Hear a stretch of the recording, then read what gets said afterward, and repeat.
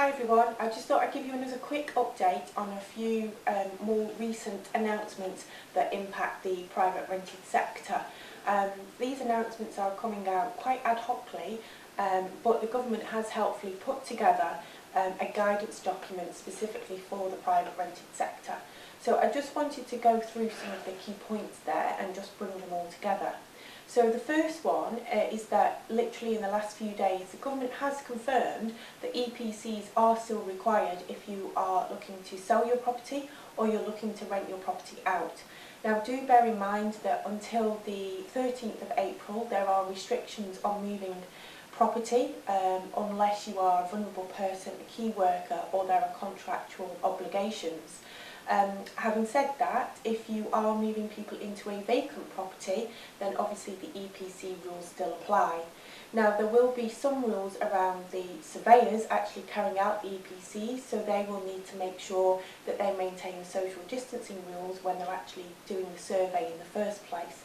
So these things are required. It might not be as easy as you might initially think, and there might be additional precautions that you need to put in place for yourself, for your tenants, for the surveyors around this legal requirement. The other legal requirement that still remains in place is around the landlord annual gas safety checks. Now there is some guidance on the Gas Safe website here that does allow for some flexibility. So for example, if your tenants are actually ill or self-isolating or simply refuse access because they're scared to let somebody into the property, as long as you appropriately document that, then effectively you've got a 3-month window. As I say, there is more information on the Gas Safe website. Do be minded as well with your gas safe engineer. Again, they need to be taking their own precautions when entering people's properties. They should be doing their own risk assessment and making sure that they socially distance themselves. I have mentioned previously that the other legal requirement around the private rented sector is right to rent checks. So again, these are still legally required, but the government has given special dispensation that these checks can be carried out remotely, either through scans emailed to you of the relevant ID or carrying out the checks, for example, over Skype or FaceTime or other video conferencing applications. Now again, this is only allowed for 3 months, and after that period there is a requirement for you to then go and check the person's ID face to face, assuming of course that the restrictions are not extended.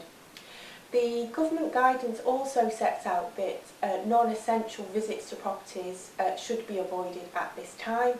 This would include regular maintenance visits, they should be suspended. For example, PAT testing as well can be suspended at this point in time. However, as a landlord, you still do have legal obligations to ensure the health and safety of your tenants. So for example, if the boiler breaks and the tenant has no heat or hot water, then this is still required to be fixed. Again, you need to speak with your contractors to see their approach in terms of entering properties to be able to carry out these repairs on your behalf.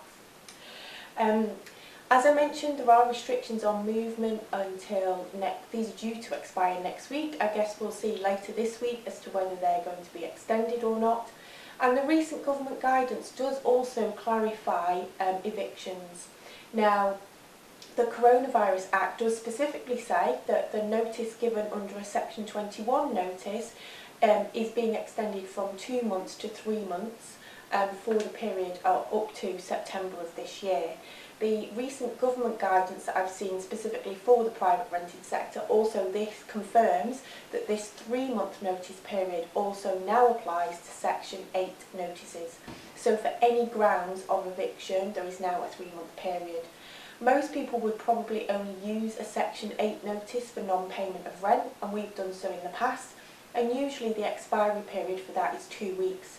So going from 2 weeks to 3 months is a big jump.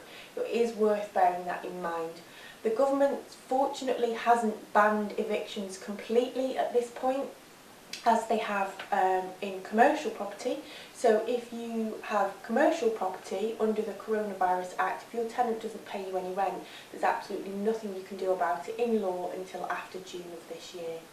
So hopefully this is a quick summary of some of the other points that you might have seen flying around on social media and various different news sites. Again, if you've got any questions on this or anything in terms of managing your own properties, please do get in touch.